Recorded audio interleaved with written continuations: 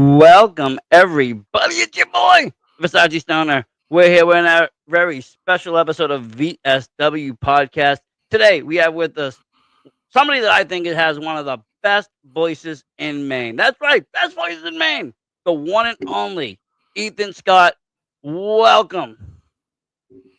Thank you for having me on, man. I'm happy to be here. Great to have you on. And I've heard you announce a bunch of shows out north, and always a pleasure, man. Always a pleasure. I have to say, you do a really good job. You put a lot of effort. I feel like not even effort, just passion into it. Rather, that's the right word, passion. Yeah, that's something that a lot of people have always credited me for is my passion for it. Because I've seen some shows where the announcer isn't like too into it. And it's like, how can you not be into wrestling if you're an announcer and like be so hyped to like make everyone sound like a mega star? Even on the smallest show, give it your all, make everyone seem like John Cena's coming out, you know. And And yeah, I mean, you're directing the audience. The audience doesn't hear the commentary. They only know what they see and then what you tell them.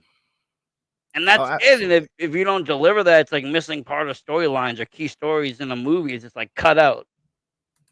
Oh, absolutely. Like the it's I've done some shows in like smaller areas where they might not be like know the local indie scene, and they might only be used to like what they see on TV, and it really is the ring announcer's job to let everyone know like, hey, these are some big deal people. Like even if they're just like local guys that are putting in the hard work everywhere they go, like Jason Maverick, for example, he's been killing it everywhere.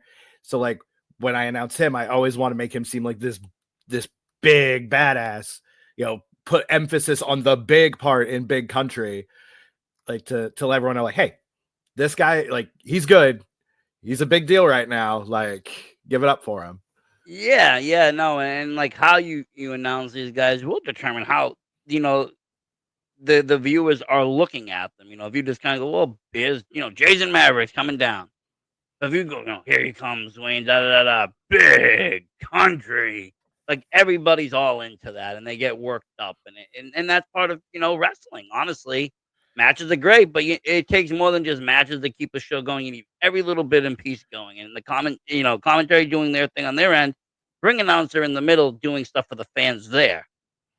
Oh, And that's how I always absolutely. looked at it, even on TV, watching like people like Howard Finkel and stuff, they would just come out and do their thing, but it was the narration, it was the in between. Absolutely. Especially like like well, I'm trying to think of the proper term, like the I guess influx in their voice, or like how they emphasize. There we go. Emphasize like certain parts of the name. Like when I think of that, like Rich does a great job with it. Like Howard Finkel, Samantha Irving, like did a phenomenal job when she was announcing. Like I have to say I mean, if we were gonna talk about passion, like she was oozing passion for whatever she was doing. It got me like emotional watching it. I'm like, not even my match. oh yeah, like it was so much fun to watch, because I don't get a chance to watch a lot of the current products, but anytime I'd hear her announce, like you could tell she was super into it every single time. Like I watched Mania with my buddies, and it was just like she's so good. Like watching her every single match, it was like, god damn, like giving it 120% every single match, especially at Mania for as long as that is, every single match. Like good god. 2 days too. Yeah, Not 2 days even just worth. one day, right? It's Yeah. 2 days worth. You got to come back and do it all over again. Yeah, you got. When did you get into announcing?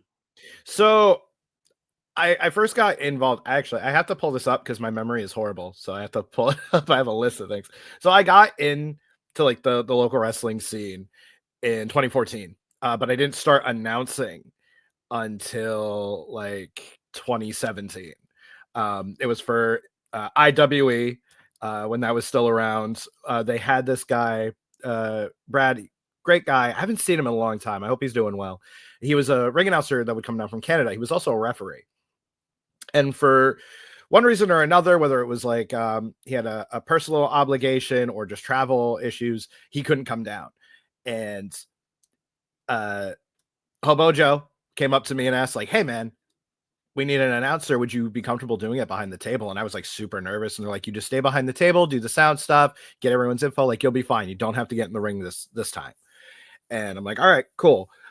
So I did the first 2 nights I rig announced. I was sitting behind a table, just reading off a sheet, and it was so much fun. And then they had me do it from that point onward, because like I was local, so they didn't have to worry about me not being there.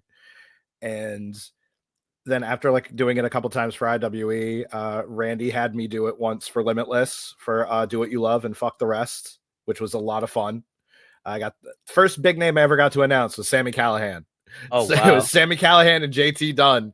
And you know how like obviously you don't use plastic tables in a match.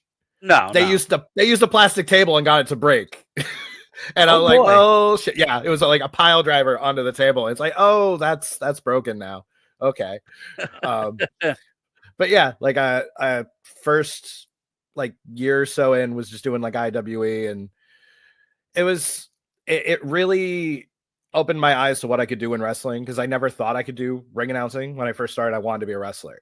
But like now, doing did you ring go in? Now, announcing, that's what I was going to ask. Did you come from like a broadcasting point, or did you go to like a wrestling school to learn how to wrestle first, and then was like, I want to do this? so there wasn't really a wrestling school with IWE. When Eric Johnson was running it, he would run classes before the shows, and I participated in them as much as I could, but like I would get into my own head, and like it would stop me from doing it.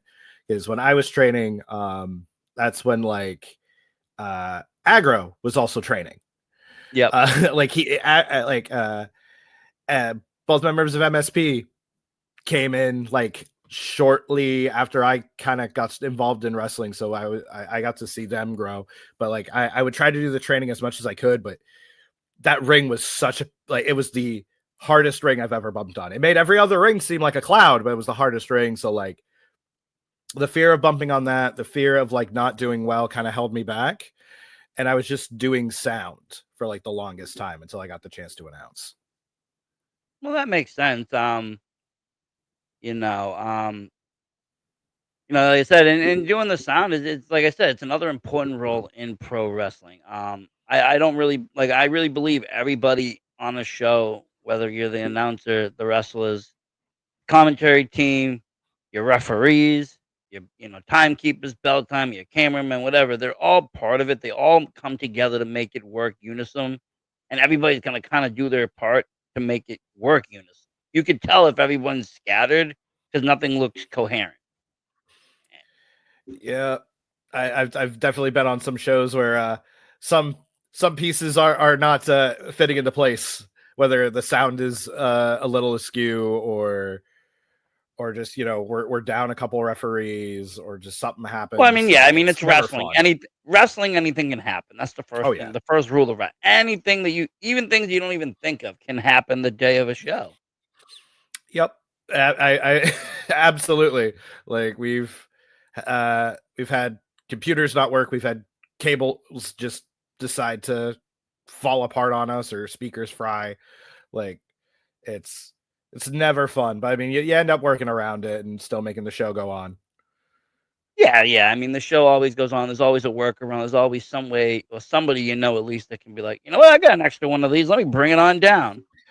Exactly. Like the number of times like we're like, oh, where's the bell? Like, did we forget to pull out the bell? And someone's like, oh, wait a second, I have one in my car, and they run out and grab it. The number of And it's people who in, just have spare bells in wrestling. yeah. Then well, you need them. Oh Yeah, yeah. unfortunately, you need them. You don't know how many times people forget a bell. Oh yeah. But it's interesting because of the time that you were in and getting involved. You've seen the main wrestling scene just kind of boom. Like what used to be now is like 5 or 6 solid promotions running out every month at least. Oh yeah. Like when I first started, the only promotions that were around, it was IWE and then NAWA, Larry Huntley's promotion. And that was Yeah. pretty much it. And like they kind of very rarely would ever run similar towns. So like they always steered clear of each other. And now you have like obviously you have Limitless and Let's Wrestle. You have like Larry still running his shows, but then there's like Main Premier Wrestling in the Old Town area. There's EWA returned. EWA's back, and they're in mostly Southern Maine. Uh, That's what I do love about Maine. I mean, for the most part, and I have to say this being because it just happened to fall this way. And it's the first time I've seen it. The two main shows will be on the same night, and that'll be for the Limitless Rumble and the EWA show. But for the most part, everybody runs different days, different shows, and it's in such an area gap that it even doesn't really matter because it's like a 3 hour drive to get to the next location.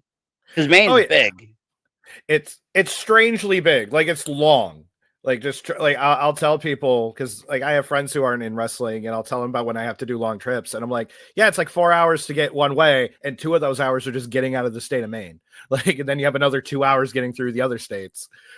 Like it's very rare when two promotions are running at the same time because everyone tries to like not step on each other's toes and be like, oh hey, I'm running this way, like so you don't run the same day I do, so that way like all the fans can go to as many shows as possible. There's no conflicting schedules. Talent, you can use your local talent of Maine, not have to have them conflicted. Yeah, and I mean it's December. December is usually really hard for wrestling, like wherever. Well, I figure everybody crams it in before like that kind of midway point because then everybody's off doing holiday stuff. Oh yeah, like you don't want to do a show like too close to the holidays because then like you might not have half your roster by then. They might have to fly out somewhere for family stuff. Fans might not have any money left. You never know. True. Yes, very much true. Like they got all their Christmas presents. Like, well, bought a PS5 for my kid. Can't do wrestling this month, which is understandable. But he likes the PS5 better, and I just got on the new 24, 2K game, so he'll be good for this month. Yeah. But yeah, December is tough. Plus, you got always weather permitting too, which is another thing. Yeah. In Maine, I've noticed if it snows too much, for me, coming from Mass, it's not worth it. Yeah, I can't make it. And I've known people even that live in Maine, they'll be like, when it snows, we just stay home. We don't go out because they'll live in like a smaller area that doesn't get plowed very often.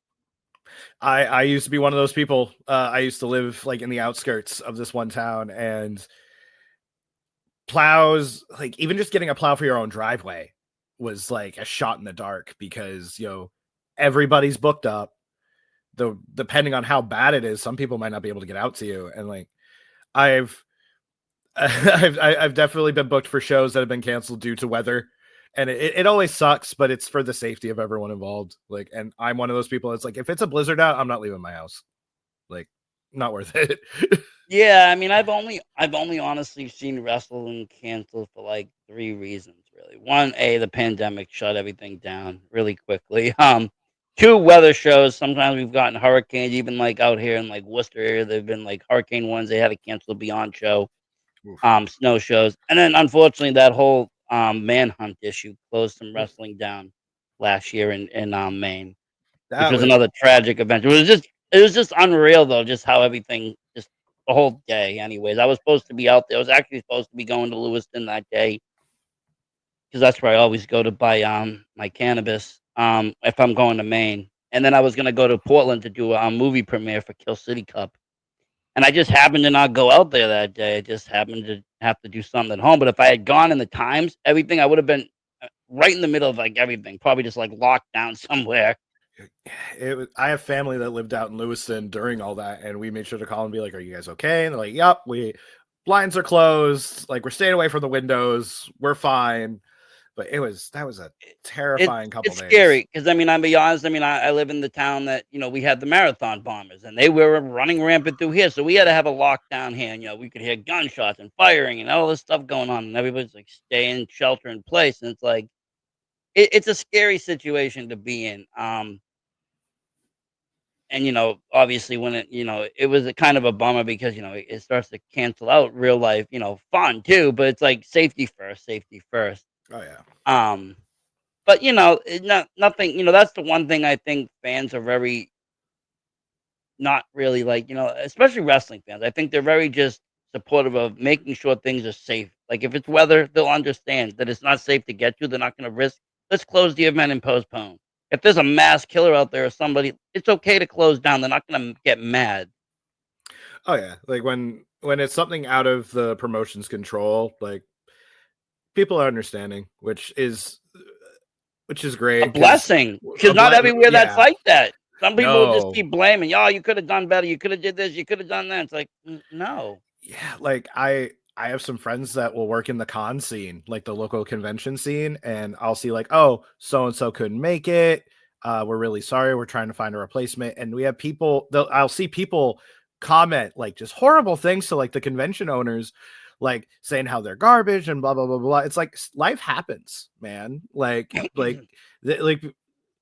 be a little bit kinder to them because they're trying to make sure everything's working well and they're trying to find a reasonable replacement. Like, You know what it is, though, I feel with any of that stuff, I feel like it just takes one person to legitimately do something to gouge, like, book someone they know that they're never gonna get, and then take people's money, and then it just gives a bad rep for everybody, and oh yeah, everybody gets a little hesitant, and then when they see things happen, like, "Did that really happen, or was I just worked about it?" yeah, But, I mean, it's things do very happen. I unfortunate. mean, I just saw, like, unfortunately, we had some, it was presidential race, and people get heated and they say things. One, a logo re oh, not logo, but a wrestler said some stuff online. It got their sponsor to wanna not sponsor them anymore for a local show. Yeah, I Um, know exactly what you're talking yeah, about. and so they pulled it away, and unfortunately, this can happen. That's nobody's fault, but probably the person that spoke. You're supposed to be professional in a professional manner at all times. That includes social media. But I saw the comments coming in and attacking the company. I'm just like, well, no, that's not how really it works. I'm sorry you feel that way, but no. No, Because things do happen, and even things like that's not in their control. Um, but I've seen other things. You'll have a major star get injured the day before a show. yeah, that's always a bummer too because like you'll be really hyped for them coming up and then that's the real scary thing about wrestling. It's like, and I think like we all know that it can happen, but we all try not to think about it. Like you could get hurt at any time. Like I've I've seen some wrestlers walk away from stuff they should not have walked away from. It's like, how did you not get hurt from that? And then, they could just do a simple thing, just a reversal out of something, and then a part of their body just breaks, and they're like, I'm hurt. And it's like, what happened? Like, I don't know. It's something I've done a million times, and I just got hurt. Yeah, I mean, that's the thing. And if you look at the major injuries in pro wrestling, like on the major scene, you had like the Draws incident and Stone Cold and other things. It wasn't anything extraordinary. It was something people that have tried and practiced every day. And they always say in wrestling, it's not when it's going to be it. It's not if, it's when. Yeah. Because these injuries can happen, even under the best circumstances, the best training, just one wrong move. And I feel like even so, though, even with that, wrestlers also got the other side of it is when they're not wrestling, they also got to watch what they do because if they have a physical job or something else that they do outside of wrestling and they get hurt, then they can't wrestle. Oh yeah. Like I've seen that happen too. Someone will just be working their regular 9 to 5, and then like, uh, I broke something, or I tore something, or I pulled something, and I can't be there. It's like that's understandable because you don't want to work hurt. Like you never want someone to work hurt, but unfortunately, it does happen. But it's always terrifying. No, you're more likely to work the 9 to 5 hurt than to work the wrestling hurt. Yeah, that's a little less strenuous. Like even though it's like an 8 hour shift, it's not you're picking up another human being who's trusting you with their life. It's And then I'm that's the moving thing. something. Yeah, you have to be in, 100% both physical and mental capacity when you have someone's life in your hands like that. Because again, you drop your opponent and they don't know how to land it, you're gonna hurt them, and then it's just a cycle. Oh yeah. But so you were doing that there. I've seen you recently, at like Less Wrestle. So I'm guessing at some point, after you did that Limitless show, you started to work a little bit for Limitless more. Yeah, I'm basically the backup if Rich has something going on that day, which Rich has like understudies throughout New England, which is great because if something happens in his real everyday life and he has to miss a show, he's got someone that he can trust to fill in the role. So whenever Rich is unavailable, I'll gladly fill in at Limitless, and I'm always nervous whenever I do Limitless shows, even though I've done a handful of them. And it's like a bigger Let's Wrestle show. Like I've done I'm the voice of Let's Wrestle, so Yeah, I was like gonna I'm say used it's to like, that. And just with Limitless, I don't know, I get nerves. And I don't even think it's because like we're live on like IWTV. I think it's just like, oh, this is like the top of main wrestling. I'm here right now. This is I mean, nuts. and I hate to make you even more nervous. It's probably not even the top of main wrestling. It's probably the top of independent wrestling across the whole region. I mean, everywhere. I mean, they're at the pinnacle. What they pulled off in Vacation Land Cup is no small feat. Oh no, that was I'm so glad I was able to be a part of that. Like even just doing the backstage interviews, like that was a wild night. Like I was off in like one of the upper corners and I just looked around and saw how many people we got into that building. And I'm like, I don't think like any other main promotion has done anything quite like this. I And haven't seen any other promotion do anything quite like that. I've seen big shows, yes, but not. Sometimes you see these big shows, but they're drawing in a lot of ex WWE guys and all this other stuff, and the draws, they were Maine people. They were Maine. Most of them were Maine wrestlers. Yes, they might have gone on, but they were still from Maine. oh yeah. Like Dirty Dango and such. People were there to see the stories that Limitless was putting out. They weren't there to see the one-ups. Yeah, that's like Limitless knows how to draw people's attention. Like VLC this year, it really was like there was a whole new crop of people that that could win it. And then like we'll talk about like the final four because you have Gabby being in her first VLC. You have Aaron, who's really been like a front runner of like this newer generation of Limitless guys. You have Dez, who's been putting on bangers month after month after month. And then you have Alec, who's been in it 3 times at that point. So you have like a new crop of people, and then someone who's like, no, I've worked hard every single year to get to this moment. This is gonna be my time. And he Like you was a have like, former champ too, Alec. oh yeah, On top like of it. you have like one of like when people think of like the Limitless guys, Alec is definitely on that list. And it was really cool to see the new breed kind of face off against Alec in that finals setting. And I have to say, I was actually surprised. I mean, I'm going into it, I mean, I know Big Boofer has had all the momentum. He had a great win off of JT Dunn. He's really been fighting for the spot. Again, second year coming into it, getting screwed the year before. He was really looking forward to it. But honestly, I had kind of my money on Gabby Forza. She was really looking good for it. She had just gotten in by beating, basically, getting in there last moment by winning that battle royal. And she had all the momentum going in there too. For her first year, I think she did excellent.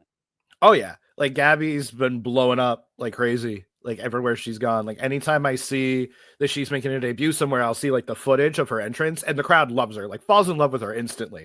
And like, how can you not gravitate towards someone like Gabby, who is just like a like just an aura of positivity and like pure happiness. And She reminds me honestly of Chris, like Chris Statlander. She reminds me of that kind of like come out, do my own thing. I might be not for everybody, but I'm just gonna be me and be happy. oh yeah, like I definitely see that, like the Chris Statlander parallels. Because God, like Chris had everybody in Maine in the palm of her hand too. Like every time she came out, like whether they loved her or hated her, because like we brought, like I was talking to some people. We were talking about like the last creature standing match that Chris and Ashley had, and oh my God, that was vicious. It was so like just thinking about like some of the more vicious matches we've had, and it's like that one's like on top for that, or around the top for that one. Like, Yeah, yeah. I mean, again, I'll always say we got robbed of the AG versus Chris match for the title, but that was gonna be actually my first Limitless show. I was gonna actually be able to make it up to. Um, But I did come to Patience is Virtue, which was an amazing show, I have to say. When Limitless came back after the tapings and after, the road and all of those great shows that we got, it was just like, man, we didn't even need matches that show. We didn't even know. We just walked in and it was sold out. It was like we didn't know what we were gonna get. We were just happy to be there. that that really showed like how dedicated the Limitless fans were to just see Limitless wrestling. It's like you said, we didn't have any matches announced. The only person that was announced was Ava, because Ava was like, "I'm gonna be there," and just let everyone know, like, okay, well, there goes one of the surprises, I guess. Ava's here, but you don't know who else is gonna be here. Uh, that night was like I love watching that back because it was such an emotional night for everybody. Like one of my favorite people in wrestling is Alexander Lee. Like, and I will not be shy about it. Like, he's my wrestle dad. He's supported me throughout pro wrestling, whether it was when I was training or as with me announcing. And when MSP came out to Heathens, they're all and wearing like what I call the lumberjerk gear, the flannel, and then Yep. they just point at the entryway, and then Al comes out, and the whole building lost it. I started crying. I was so emotional. I'm like, damn right, you deserve all these cheers, man. And it's funny because like when my first ever indie show would be an NCW show, and it was a while back, 2017 ish. And one of the tag teams that was on there was MSP with Alexander Lee, and they were wearing the flannel. They were running it at the time. Oh So yeah. then I started to see them obviously tag off on their own and do all over the place and really kind of blow up, and they weren't really running the trios as much. But yeah, that was, and honestly, I have to say when when Prestigious came out with AG's theme song and just really had everybody riled up, that was pretty funny. That what talk about a bait and switch. That was they come out like you could just feel the hate in the air of like everyone assuming that the Limitless, the homegrown boy coming back, coming home, and it's like, nope, it's us. Yeah, because it was weird because AC opened the show after he beat somebody. He was like, and he gave like everything is all good, and he gave the wink. And everybody knew that AG was coming back to the indie scene, so it was like, okay, wait a minute, there's one kind of Easter egg. Here's another. Then you hear the song, everybody thought it, and then it was like BRG's shit eating grin, and everyone was just like so mad. You can feel the heat coming off of it. Oh, it was great. It was great. Like I'm so glad I got to sit behind the sound table and witness that firsthand. And just looking back at that moment and those three people like Mac Daniels, BRG, Channing Thomas at that moment, and to where they all are now is insane. Like the Arch. Oh man, like seeing Brett like do what he's doing in MLW is ridiculous because I've known Brett for a long time back to the IWE days, and like he's grown so much as like a wrestler, as a person, and he's earned everything he's gotten in professional wrestling. Like because I remember when I talked to a buddy of mine about this because when he first showed up in Maine, like he was a really tiny, scrawny dude, and it's like you look at him now, it's not even the same person. Dude No. looks like a professional wrestler. Like Yeah. When it, when he was NCW champ, he came in, they were calling him Justin Bieber, but he kind of looked it. Like he wasn't really ripped. He was in shape. oh yeah, he's But always been again, in great being shape. but being a littler guy, it's hard to get that stature unless you got muscle and you're ripped, and it just wasn't there. But he worked, and the fans hated him. They couldn't stand him there. He knew how to get under each and everyone's skin, and he put on great matches. And he was one of my favorite NCW champions. He held it down for a long time there too. Um, and really kind of just showed, his versatility where at the time he was like losing matches everywhere else. He was on like the longest losing streak, I think, in one promotion. Oh, I think I Like remember hearing about that. they were like running it. It was part of like the show. Will BRG win next? And then like in other ones he was, but he was getting good matches. Like he fought Boogeyman.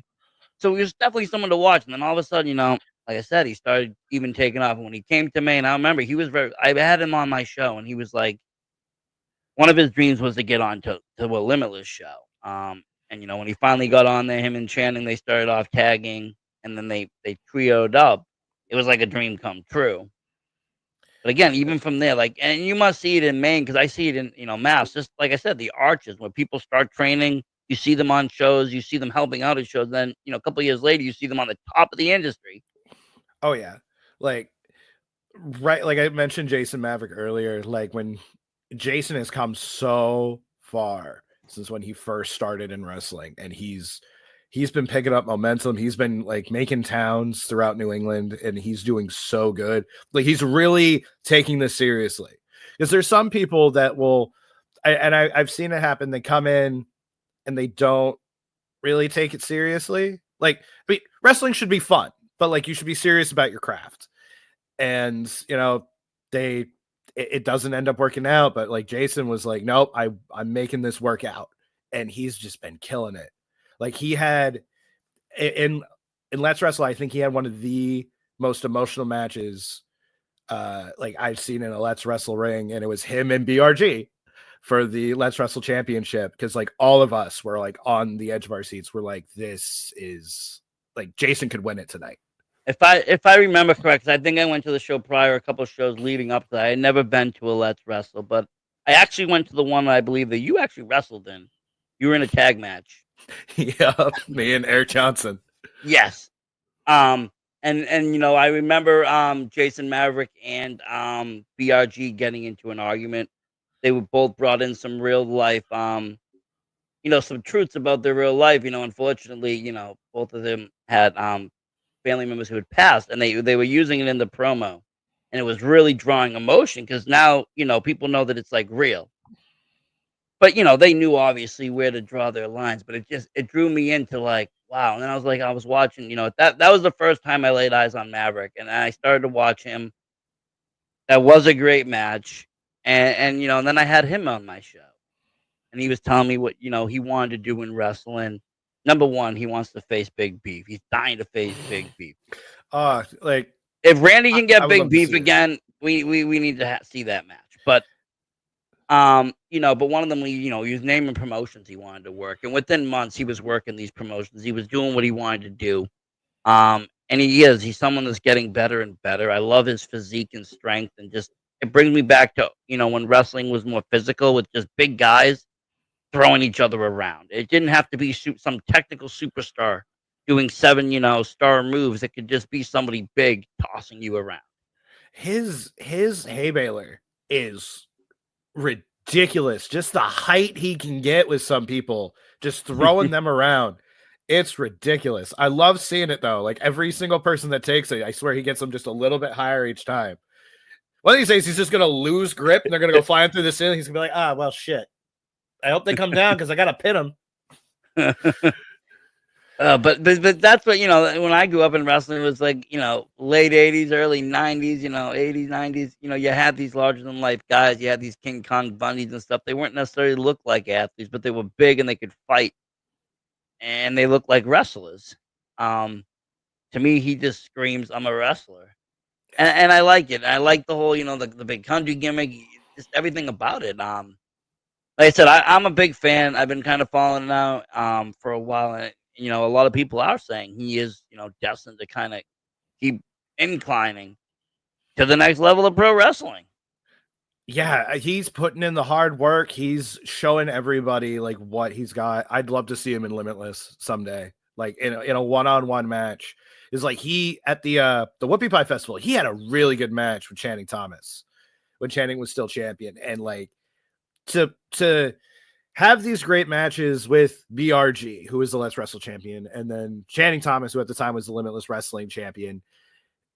He was really showing everything he had learned at the dojo, and just like how much he really cares about professional wrestling. Like those matches, some of his best work that I've seen in person.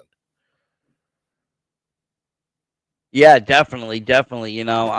And it's great to see that he got those matches because, like I said, you had the Let's Wrestle and the Limitless Wrestling Champion, both of them just top athletes in this whole region, not just Maine, like all of New England. Shannon Thomas has been making waves, BRG's been making waves. He's now in MLW.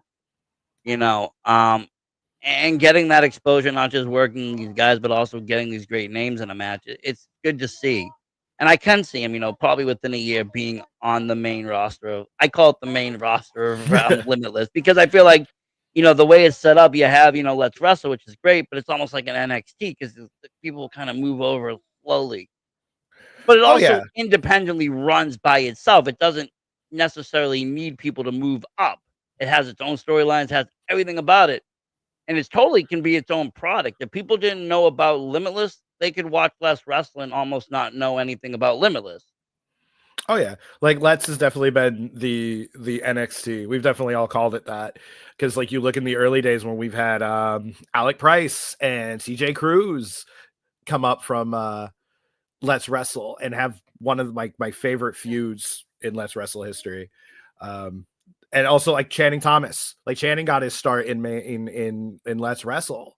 I believe he got his start in Maine if he had come up a couple times before, but he definitely put his like left his mark in Let's and then worked his way up to Limitless. And like he's like it's like two completely different people watching his old stuff in the early days of Let's Wrestle to like watching him now. It's like there's no way that's the same guy.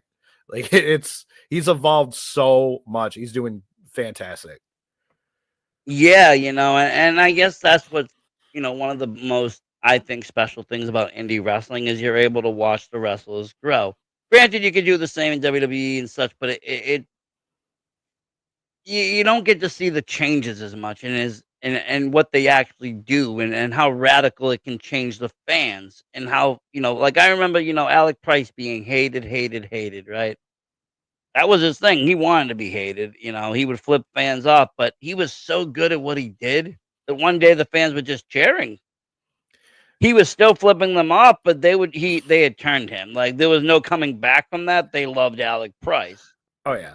Like Alex, one of those wrestlers where it's like you can boo him all you want, but eventually he's gonna win you over just by how good he is. Like the stuff he's able to do, like even now, just innovating his moveset. The first time we saw him do the surprise kick, I remember a bunch of us just our jaws dropped. We're like, what the hell was that? He really just kicked that dude the back of his skull through the front of his skull. Like that's ridiculous. And like seeing him do in like GCW the bounce when they had like their like war games type match, he bounced from one ring to the next, hooked him, and did the tilt a whirl DDT. And it was like, dude, like that's insane. Like, how do you think to do like that? You're gonna think to do that? Yeah, I mean, he is another one that's just super talented right now in this, I would say class of wrestlers are wrestling. But then again, you got top-notch females. She's back on right now. Becca's back. And Oh yeah, I did see that. she was one that was right at the tippity top too. I mean, her moonsault, everything she does is amazing. It's it's wild seeing like how quickly she really blew up in New England because like she wasn't wrestling very long before she got to Limitless because we did like the dojo tapings and then we had Yeah. the road and like she just blew up and going from I remember when I Basic first announced Becker. her, yeah, basic Becca with to now the she Becca with the three like Yeah, but Basic Becca, and it was funny because I had seen her at the NCW show again, um, right before the pandemic, and she was somebody that was new on the roster, kind of. And they announced Basic Becca, and she came out, and she was good, but she had this like '80s kind of gymnastics look. It wasn't really anything special, and she started to work a little bit on the scrungy, and then all of a sudden during the road, man, she picked up. Her promos picked up. Everything picked up, and the scrungy squad started, and everything just came to light, and she just blew up. she she just took the ball and ran with it and has been on fire ever since. Like the pop star thing now, like like even when like she was gone, like constantly on social media, making sure no one forgot that she existed. And she Like has good music out there. She put some good stuff out there. I have to say, it's in my Spotify list. I mean, nice. not bad. She's definitely making like not just her, but like the Becca brand well known through music, through wrestling. Like she wanted people to never forget like she's around. No, And and I've had her on my show too, very early on, and one of the most interesting facts I think about it was that she told me that she wasn't a lifelong wrestling fan. She started a couple of years like ago and thought it looked cool and it'd be some kind of good exercise and just jumped into it. It was like it wasn't someone that was like grew up at 3 or 4 years old watching, TVs and and wanted the limelight. It was just someone that just kind of stumbled upon it later in life and was like, cool. I heard about that too, and like for some people that didn't grow up as wrestling fans and they get into it and they just take it like a fish to water, I feel like they're like the perfect blank canvas for wrestling training, because you don't have all these expectations of what you want to do or what you think you'll learn. You're just, what am I going to learn? Like, teach me. Like, just be a sponge and absorb all this knowledge and get these repetitions in the ring. And like, clearly we've seen it worked perfectly for her. Yeah, rather than like I could see it being opposite, like coming in and be like, so when am I gonna get to do a pile driver? When am I gonna do a pile driver? When can I tombstone this guy? When can I do a super kick? Like when can I do this, that, this? And you're just bringing up all this stuff you saw as a kid, and it's like, well, you're not gonna probably do any of that, buddy. I'm sorry. No, it's like, I'm sorry. You're 5'5". Like, you're not going to be tombstoning anyone, but we'll teach you we'll teach you these basics. And when you get these down, then you can learn on the cool stuff. But like, I definitely, I was one of those people too when I first started training, because like I think Eric had us all write a list of moves we wanted to learn, and literally everyone just wrote down other wrestlers' finishers, and he's like, "You guys just all picked finishers. What the hell?"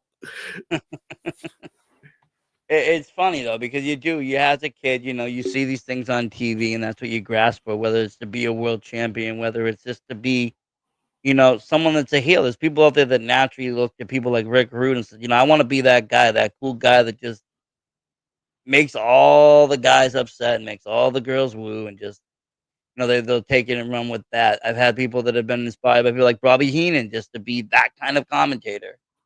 It goes many, many ways. But then, like you said, the people that don't know any of that or never watching it, they're going back and watching it. And to them, it's like, oh, that was okay. To everybody that grew up with it, like, this is the awesome era. And Yeah. every era that everybody grew up in is the awesome era. But it's just fun to kind of get everybody's input and output of, what pro wrestling is. And for someone like her, like you're right, it worked perfectly because she came in with, and just learned the art and then did her own thing with, characters. She didn't really steal anybody from WWE or AEW or any other TV. Nobody was out there like that. Nah. No I'm influence. I'm really excited to see Becca come back to Limitless at some point, because I think her and Gabby would be amazing.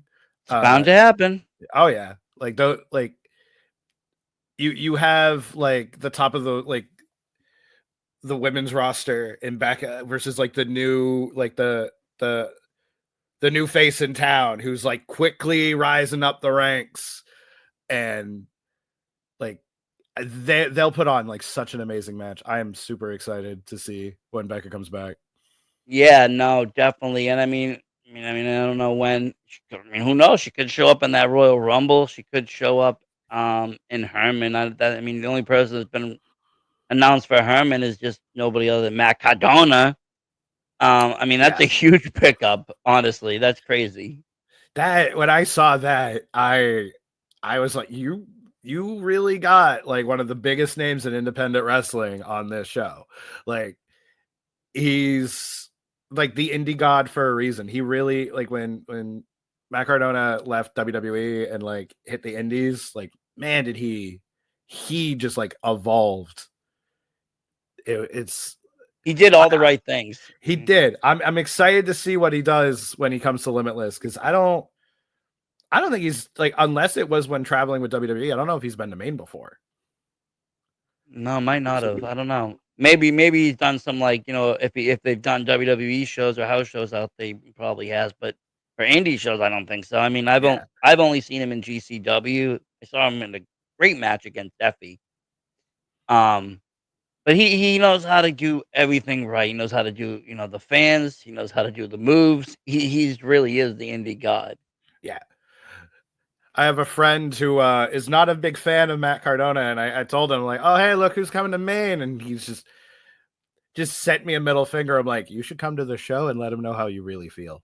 And it's funny though because I wasn't a fan of his in WWE. I did not think I didn't like the gimmick, but as soon as he did hit that indie scene, he started everything. He was wearing the crown, and even the stuff with the figures and the podcast and all that stuff. I became a fan really quick. Because it showed a different side. Well, here's the human side of him. Plus, he does all this other cool stuff that he really is a cool guy. Oh yeah, like he's really taken, like, with Becca and her, like the Becca brands, like he's really taken his like Matt Cardona brand and just like tried to expand as much as he can in many different facets. Because like I've seen the figures that, like, the really highly articulated ones. I think I saw his and Brian Myers at a Newberry Comics in Portland, and I was like, that is insane to me. That like Brian Myers, Matt Cardona, with these two incredibly detailed figures as standalones, not a part of some promotion like WWE or AEW, just their own stuff, just on the shelf. That is crazy. Yeah, but I mean that's taking it to the next level. That's branding. That's everything, and is again doing all the right stuff. And I love seeing some of the figures and even the custom figures and all that stuff because there's a whole thriving world of figures in wrestling that people don't Oh get. yeah. Like, and in the indie wrestling, it's even more because like I've seen like amazing. Now maybe there's only one of them, but people will make custom Masha Slamoviches. People will make like custom anybody, and they come out so good. The detail, everything perfect. Now, granted, there's like I said, there's probably only one, but there is like a market for that. I almost wish a company would come in and just be like, okay, let's get all the indie guys like modeled up and let's start making figures. Oh, that'd be great. Like, maybe have like fans be like, "Hey, who would you like to see vote?" Like, and they vote for who would be the next one. Those votes come in, they print that figure.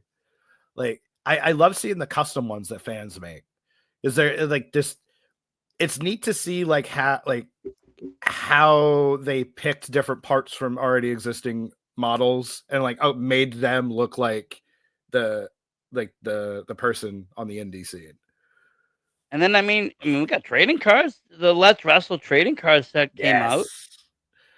Yes. Yes. That's exciting. A lot of good people in those cards. That was a I fun don't think I'm set. in that set yet. I don't think I'm in that set. I Are heard you about not him in like that that. set? I don't know if I am. I haven't had anyone reach out to me about him. I If they bought got it, if Ethan Scott. I bought 10 packs. If I didn't get you, you must be rare. That's a great way to put it. But Put it that's put it that way. it's so cool when I heard about like these main wrestling cards. It's like that's really neat because it doesn't just cover one promotion or like one set of people. It's like covering anybody who's worked and everybody in Maine, which is super neat. Like, and I love that even on the indie scene there is trading cards. Like, I will say I do have my own. I got it Yes, from a fan. I got my own. It needs to be you're in the updated with my main the major the major limitless set. yeah. It Yeah. needs a I need to get an updated one with my record of 0-2 in matches. Uh but Jack Parcell, who he does a lot of cool prints for like Blitzkrieg, and I know he's done some for Grind. He did like a couple for Pro Wrestling Grind. He did. I'm looking at these backwards. He's got like Ryan Mooney, you got Delmy XO, you got That's Andy awesome. Brown, and like these came out great. Like, and he And I mean, not for nothing. I heard like if you like original Limitless set one, series one, if you have that MJF card, and like there's people out there that got it graded, it's worth like in the $5,000 $6,000 range. that's insane. Because I mean, it's a rookie card of MJF. Oh yeah, it the fact that like a piece of limitless like memorabilia, a trading card would be valued at $5,000 blows my mind. I mean, it's like you said, it is rookie MJF, but it's weird how big of a reach Limitless has because it's like my home promotion, and Yeah, it's to you, it's just well, we're here. We're here every week, month, whatever we're doing. This is where we are. You don't really think of it in the terms of how far is it out there. Who else is watching this? I know people down in like Texas that watch Limitless via IWTV. I know people in Florida that watch it via IWTV. I'm sure there's people throughout the Midwest and the West Coast that watch it via IWTV just based on wrestlers alone are probably watching it. oh yeah. It's a very well known product, which is nice. Um, but yeah, and it was going to bring up to my next question about being well known. What do you think of the WWE ID program? Do you think that's going to come to Maine? It'd be really cool if it did. It'd be really cool if it did. It's really neat to see all these people that have worked really, really hard, like kind of get picked out by WWE, like Bryce Donovan, who we've had a couple times before and I've worked with numerous times. Like wild to see, like all these people, like WWE is clearly watching them. It's like we have our eyes on you, and we want the world to know we have our eyes on you, and to keep their eyes on you. Like it'd be really cool to see it come up to Maine. Yeah, definitely. I mean, I'm sure that there's people that they're watching out of it. I'm sure they're watching Limitless shows probably every month. At this point, I mean, if people are pulling out people, I mean, I think they just announced, Marcus Mathers, Gal Barke. He's another one that worked his ass off down in Chaotic, and he comes out looking great. I saw some video of him the other day. He was, he looked amazing. The Oh yeah. transformation was amazing. And just to know that there are guys and girls out there that work very hard, this will be good for them. And granted, I don't think everybody's gonna, try to do it. There's people out there that don't want to go to WWE or don't even want to go to AEW, don't want to go, but they enjoy the local scene. They just want to be with their family, work the local shows every month, see where it takes them. There's other people that want to go full blown with this, like you said, making a whole brand.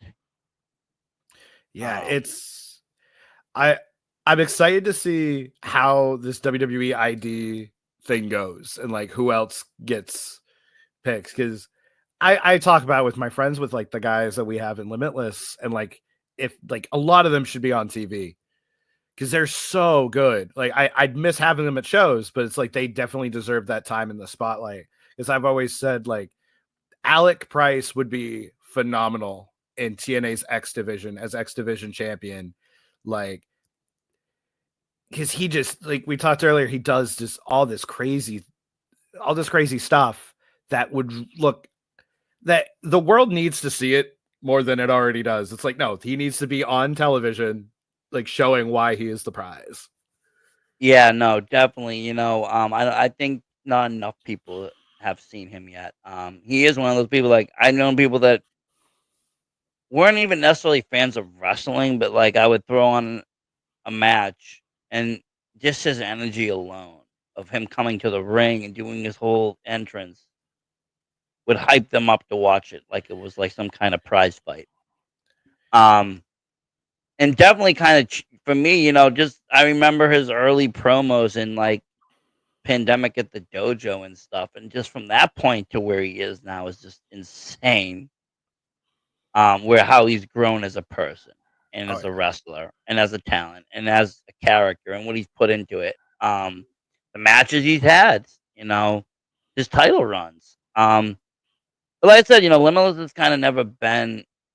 They've started pretty high up there. You had MJF, AG, Casanova, Daniel Garcia, Beef, Price, AG. I mean, and then again, you have all these guys.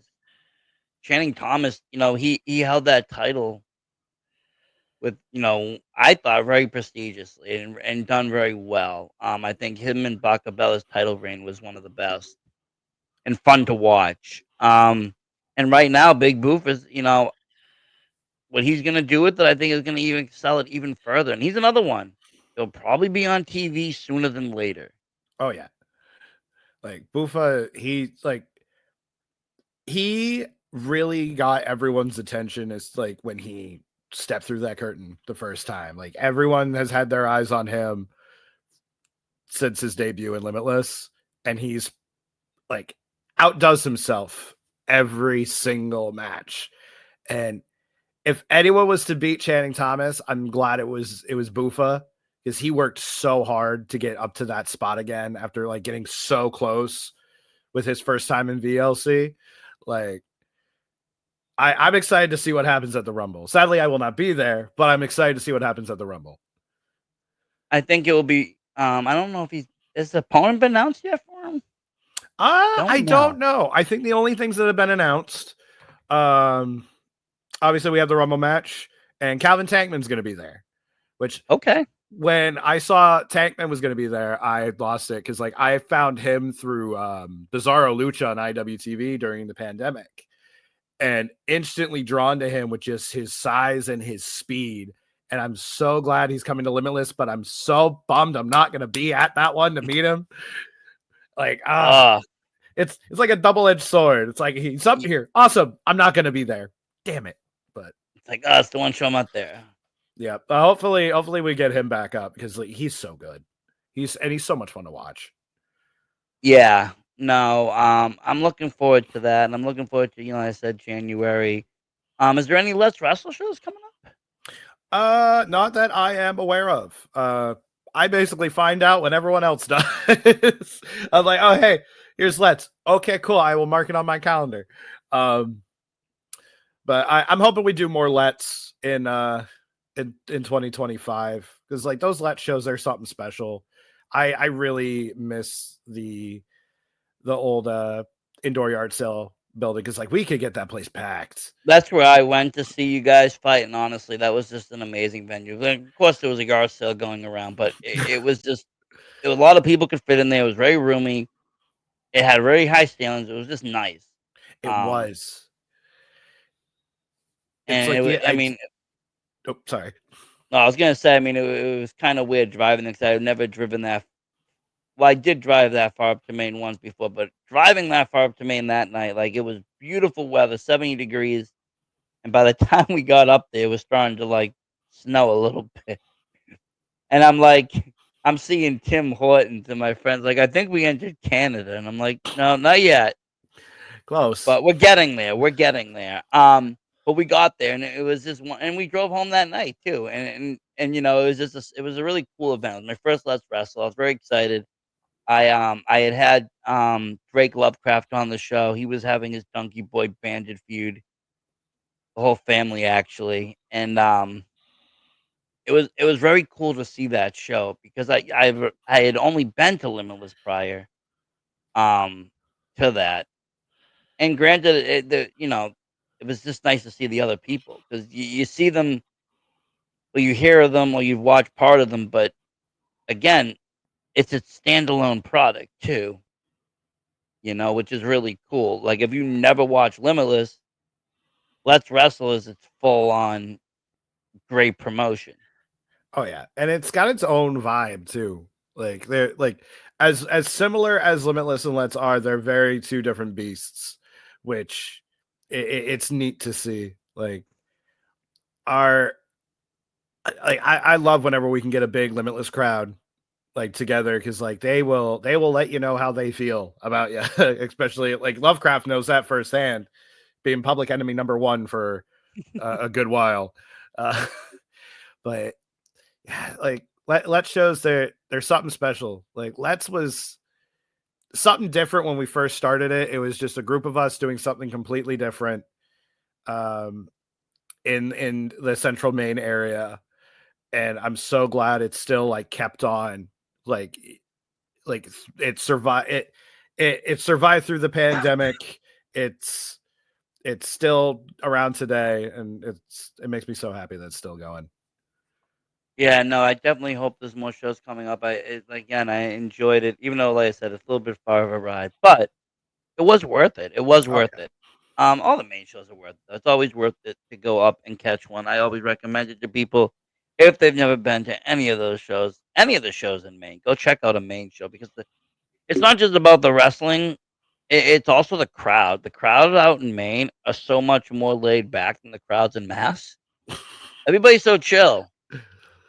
Oh yeah. Like they're there for a good time and to have fun and to poke fun at the wrestlers they don't like and to get it right back. Like that's what you can expect with a main Yeah, show. and it's cool just to see. They have a lot of fun with it. There's some really creative people out there that do a lot of fun things at shows on the fan side and, just doing things. But yeah, I said I've always been a fan of that. Now, you have had what, 2 matches. Do you plan on having any more? Uh I don't plan on having any more. If it happens, it happens. um uh th- Funny, let's see if Eric Johnson's involved in it somehow because my first singles match was with him on the road. And then my second one was that tag match with him. And it was kind of funny. It's my original trainer, my first opponent, my first tag partner. It's kind of funny.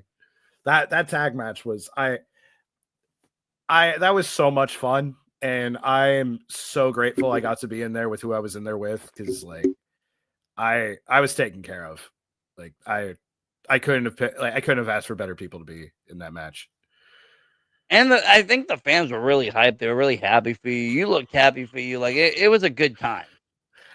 It was so much fun because that was something I wanted to do for a long time, and no one got hurt. I didn't mess up, so I that's a win-win. Like, yeah, I got hit in the face with a belt, but I mean, eventually it Worst stopped hurting. worst things can happen, right? Oh, Worst oh things yeah. can happen. But it, like you said, something you wanted to do, so it's kind of cool. But besides then, you just kind of like, like you said, do the voice. You said, work behind the scenes, doing interviews behind the scenes and doing that kind of thing. Like kind of like a mean Gene Oakland back there. I try. That was another thing I never thought I'd do, was backstage interviewing, but I'm glad I've been given the opportunity to do it. I'm trusted to do it. Like I was like, it was kind of like the ring announcing thing where it was like, hey, the person that we were gonna have do it couldn't show up. Can you fill in? Absolutely. And then it was just like, hey, we're just gonna have you do this from now on. And I'm like, I'm okay with that. Hey, that's how Tom Brady got a job. Yeah. Like a Watso part of couldn't play. He was going in. You're in. Hey, we're gonna keep you. it. It's like I pride myself on being able to fit, any position that I've been put in, because like I've had a match, which I think if someone is booking me to announce and they're like, oh, hey, we need a wrestler, I'm going to be the last person they ask, but I've had a match. A lot of people don't know this. I've actually refereed a match. I refereed out in, it's either New Hampshire or Vermont. I want to say it was New Hampshire. And I refed 3/4 of the match, and then I got hit in the head with someone's boots, and last thing I knew, I woke up on the floor. So, uh, I've But you can wrestled. ref at least Yeah, at least 3/4. yeah, 3/4. Like you expect me to do a full one, it might get a little messy, but 3/4 of a match, I'm good. I've done Wrap it interview. up, guys. Yeah, I've refs. I've ring announced. I've done sound. I've done interviews. Like, I like to make myself as useful as possible wherever I am. I've done commentary before. Like, I've been to NCW, and I've done. I've interviewed, not interviewed. I've done announcing there. I've done commentary. It was. I want to be able to fit in where I'm needed, and hopefully meet the meet or excel the expectations of whoever has put me in that position. No, and that's great. That's great, and that's noble, I have to say. And it's good to see people like that in the wrestling industry. Because some people, they're in it for different reasons, but I love seeing people that are in it that care too. You can be in it for money. That's fine. You want to make money because everybody wants to make money, right? No one's going to Yes. say, hey, we want to come in to just do charity. But you also can care and want to make money too. And It, that's the difference between some of the good people and some of the people that are like, yeah, it's like there's people in there that is making money and gouging, there's people that are in there that are making money and care. And the people that are caring and making money are changing the game, and they're changing it for the better.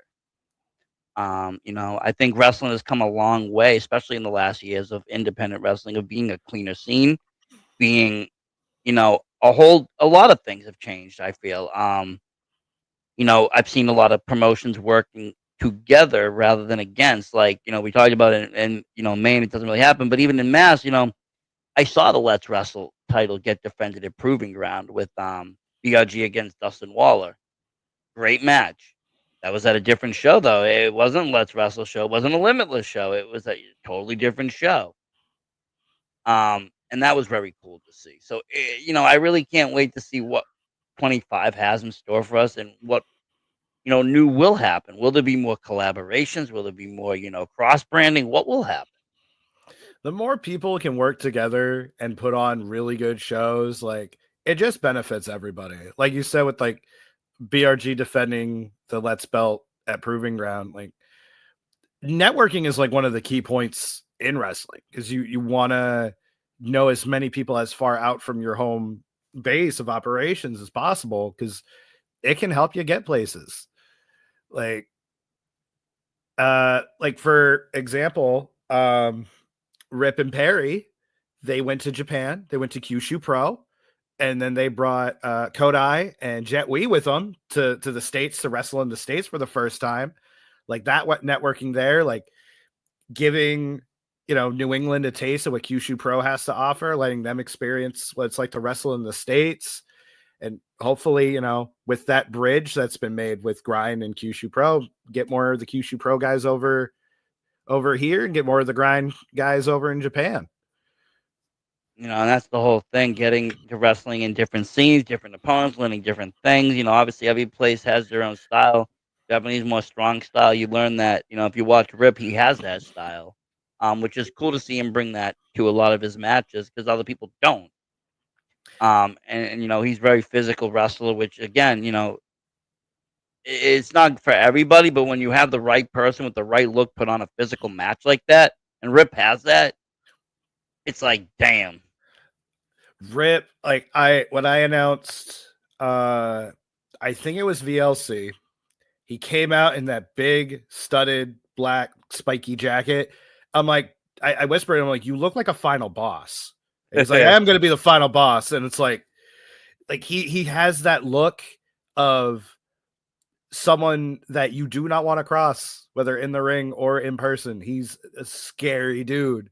And like, he backs it up with all of with what he does in the ring. It's great. Same with Perry. Like Perry is like, he's putting the monster in Human Monster Truck. He is massive now. And he Like never used to be like. He's another one. When I first saw him, he adorned a money suit, very same. straggly, kind of. He was working NCW, had this $1 million man gimmick, and then I saw him tag up. I seen him team, and then all of a sudden, boom! Every like month, muscle mass. He's been working on him. Like both those guys have been working on themselves, and they look fantastic. They've like Japan like unlocked something in both of them, and it's so cool to see. Because like I met Perry when he was doing the money gimmick. I met him in IWE, and the change for both of them from when I first met them to where they are now is insane. They love wrestling so much. They really I mean, when I first met Rip, he was wrestling a whole different name, different gimmick, whole different thing.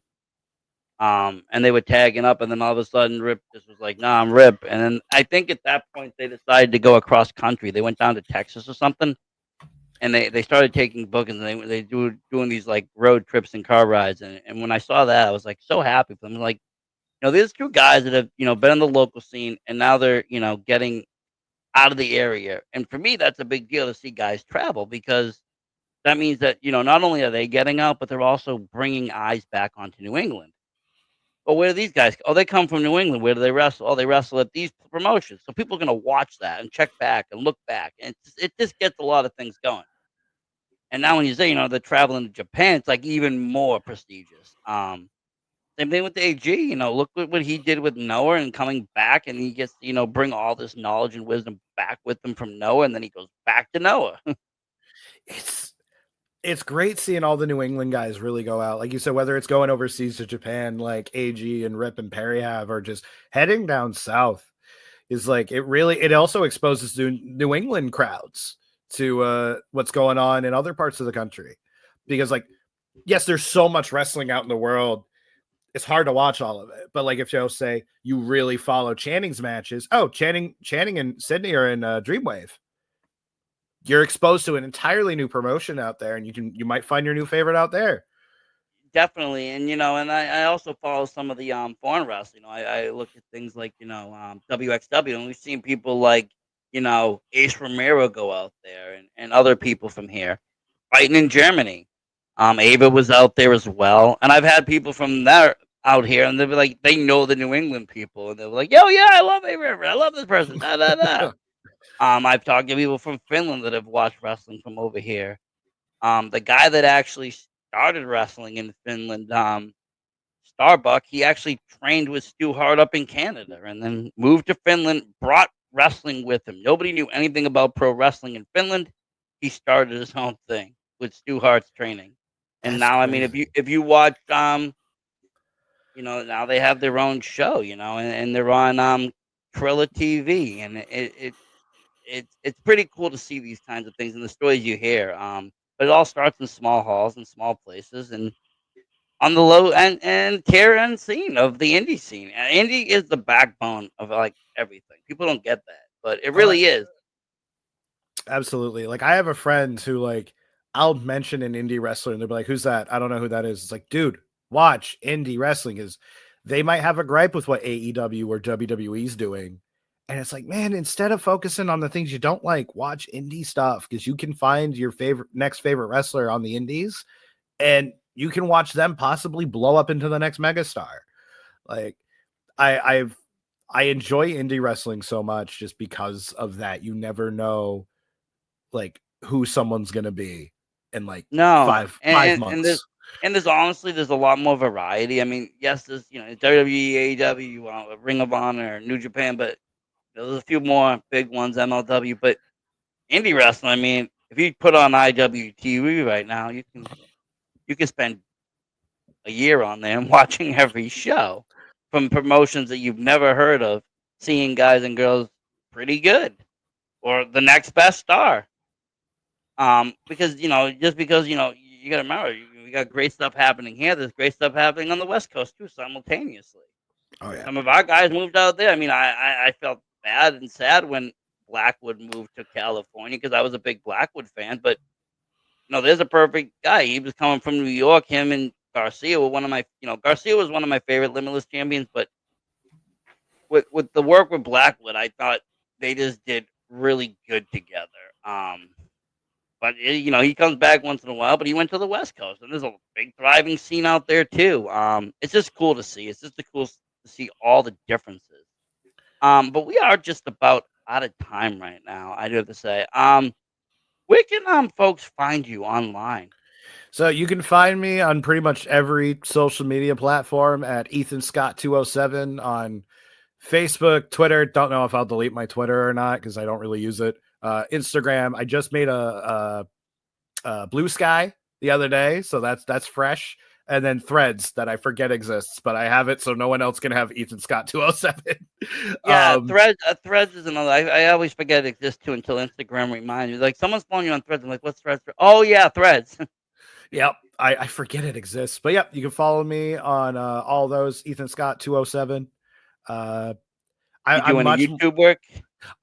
nothing on YouTube. I want to get back into live streaming on Twitch. I gotta get more things set up, but hopefully I'll be What doing game? that at some point. What games you play? I used to do a lot of Hunt Showdown.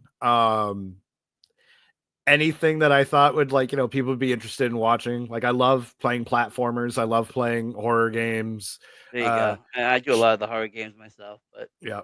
It's especially always the low. fun to get a Like good scare. I like to play like the low poly ones too, like Oh yeah. the indie I, scene games and like the I forget the name of the company. I think it's like 7 Star or something. They did a lot for the PC, but only a few get onto console. And there's one with like a killer Santa Claus, and it's just wild to play. I know that company. There's also I think Puppet House too. Puppet They House. Here we did go. they did Yeah, Blood Wash yeah. Blood and Wash, one of my favorite games. that one was so wild. Like I remember also watching these YouTubers I enjoy play that and they were just having a ball with it. Like they were Uh, not taking it seriously at Someday you gotta. all. There's a game that they put out called like the Booty Snatchers. Someday you gotta play that game. It's wild. Oh god. It's totally not like you might not want to stream it, but just play the game. It's like it reminds me of a horror movie basically, but it's like it has a little bit of everything. It's wild though. But Okay. the indie horror game scene is where it's at. I have to say. Oh yeah.